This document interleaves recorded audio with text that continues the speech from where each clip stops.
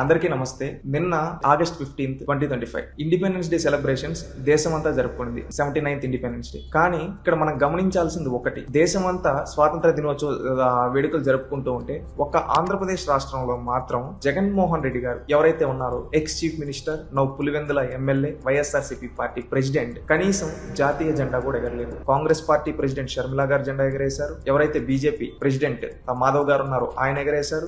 CPI leaders ఎగరేశారు. అదేవిధంగా Telugu Desam party state president Palla Srinivasarao గారు వాళ్ళ పార్టీ ఆఫీసులో ఎగరేశారు. సీఎం, డిప్యూటీ సీఎం వీళ్ళందరూ జెండా వందనం చేయడం జరిగింది. ఎక్స్ చీఫ్ మినిస్టర్స్ ఎవరైతే ఉన్నారో వాళ్ళందరూ కూడా జెండా ఎగరేశారు. Tamil Nadu ex chief minister, Karnataka ex chief minister, Uttar Pradesh ex chief minister, Maharashtra ex chief minister జెండా ఎగరేశారు. కానీ ఆంధ్రప్రదేశ్ ఎక్స్ చీఫ్ మినిస్టర్ మాత్రం జెండా ఎగరవేయలేదు. సర్పంచ్ కాడ నుంచి మొదలు పెడితే ప్రధానమంత్రి వరకు అందరూ జెండా వందనం చేయడం జరిగింది. అందరూ ఎగరవేశారు, ఒక్క జగన్మోహన్ రెడ్డి గారు తప్ప. మనం గమనించినట్లయితే హర్ఘర్ తిరంగా అని ఢిల్లీ నుంచి గల్లీ వరకు ప్రతి ఒక్కరూ జెండా వందనం చేయడం జరిగింది. ఈ రోజు ప్రతి ఒక్క భారతీయ పౌరుడు ఇది నా దేశం అని చెప్పి గర్వంగా ప్రతి ఒక్క పౌరుడు వచ్చి జెండా వందనం అనేది చేయడం జరిగింది. వాళ్ళ ఇంటి పైన జెండా ఎగరేసి నేను భారతీయుడిని, హర్ఘర్ తిరంగా అంటూ జెండా ఎగరేస్తూ ఉంటే ఒక బాధ్యత గల అత్యున్నత స్థానంలో ఉన్న జగన్మోహన్ రెడ్డి గారు కనీసం జెండా ఎగరవేయలేదు. అంటే దీన్ని మనం ఏ విధంగా గమనించాలి? ఎందుకంటే ఎంతో మంది స్వాతంత్ర సమరయోధులు ప్రాణాలు అర్పించిన వాళ్ళ త్యాగం వల్ల ఈ రోజు మనకు స్వాతంత్రం వచ్చింది గుర్తు చేసుకుంటూ దాని భవిష్యత్ తరాలకు చెప్పాలనే ఆలోచనలో ఈ రోజు జెండా ఎగరేస్తుంటే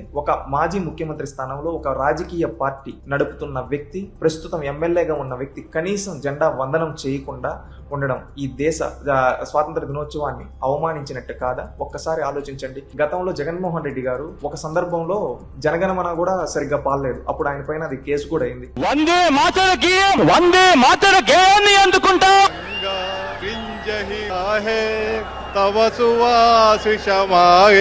ఈయనే కాదు, వీళ్ళ వైఫ్ భారతిరెడ్డి గారు కూడా ఒక సందర్భంలో మన దేశాన్ని ఏ విధంగా అవమానించారు నేను చెప్తా. ఎందుకంటే వీళ్ళు మాట్లాడింది ఒకసారి వినండి మీరు. What kind of justice is this? What kind of country are we living in? What kind of a country is this? What kind of secularism? What kind of a state is this? What kind of a secular country are we living in? అంటే వీళ్ళు అంత పెద్ద స్థానంలో ఉండి ఈ దేశ సార్వభౌమాధికారాన్ని వీళ్ళు ప్రశ్నిస్తూ ఉన్నారు, ఈ దేశాన్ని ప్రశ్నిస్తూ ఉన్నారు. ఇదేమి దేశం అని చెప్పి. ఇలాంటి వాళ్ళు ఈ దేశంలో ఉండడానికి అర్హత ఉందా? ఒక్కసారి ఆలోచించండి. వీళ్ళు ఈ దేశంలో ఎన్నో పదవులు అనుభవించారు. వీళ్ళ ఫ్యాక్టరీలు కావచ్చు, కంపెనీలు కావచ్చు, ఇక్కడ ఆదాయంతో బతుకుతూ ఈ రోజు కనీసం జాతీయ జెండాకి సెల్యూట్ చేయడానికి కూడా వీళ్ళకి మనసు రావటం లేదు. ఈయన అంటాడు, గత 2 రోజుల క్రితం ఒక మీటింగ్ లో చూశాను, ప్రెస్ మీట్ పెట్టి ప్రజాస్వామ్యం, విలువలు, రాజ్యాంగం చాలా పెద్ద పెద్ద మాటలు మాట్లాడారు. ఇదేనా జగన్మోహన్ రెడ్డి గారు? కనీసం ఒక పార్టీ అధ్యక్షుడిగా, ఒక మాజీ ముఖ్యమంత్రిగా, ఒక ఎమ్మెల్యేగా కనీసం స్వాతంత్ర దినోత్సవం రోజు జాతీయ జెండాకు వందనం చేయలేని మీరు ప్రజాస్వామ్యం పైన మీకు గౌరవం ఉందా? ఈ దేశం పైన మీకు గౌరవం ఉందా? మీరేంటంటే ఈ దేశంలో ఉండే వాళ్ళ పదవులు అనుభవించి మళ్ళీ ఏంటంటే ఈ దేశ సార్వభౌమాధికారాన్ని ప్రశ్నిస్తారు. ప్రతి ఒక్కరూ ఆలోచించండి, ఇలాంటి వ్యక్తి ఈ దేశంలో ఉండడానికి అర్హత ఉందా? ఒక్కసారి ప్రతి ఒక్కరు ఆలోచించాలి. ఎందుకంటే మన స్వాతంత్ర సమరయోధుల యొక్క త్యాగాన్ని, దాన్ని ప్రతి ఒక్కరికి భవిష్యత్ తరాలకు ఇచ్చి మనకు స్ఫూర్తి పొంది ఈ దేశ అభివృద్ధి కోసం, రాష్ట్ర అభివృద్ధి కోసం మనం కృషి చేయాలి. కానీ ఒక బాధ్యత గల స్థానంలో ఉన్న ఈ వ్యక్తి కనీసం స్వాతంత్ర దినోత్సవం రోజు జాతీయ జెండా ఎగరవేయలేనంత బిజీగా ఉన్నాడా? ఒక్కసారి ఏం పని ఉంది ఇతనికి?